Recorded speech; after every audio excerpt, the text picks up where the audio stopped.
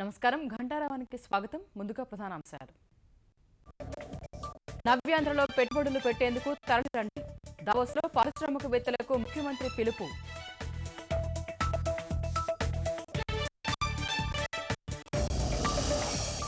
పోలవరం ప్రాజెక్టుకు అంతంత మాత్రం నిధులు. కేంద్రం కరుణ కోసం రాష్ట్రం ఎదురుచూపులు.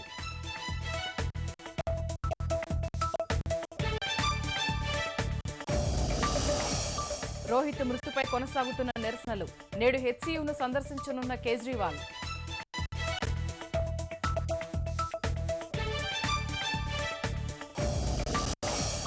కడప, కర్నూలు జిల్లాల్లో దట్టమైన పొగమంచు. దారి కనిపించక వాహనదారులకు ఇబ్బందులు.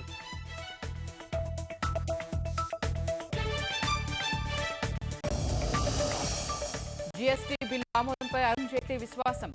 కాంగ్రెస్ పని గొంతెమ్మ కోరికలేనని విమర్శ.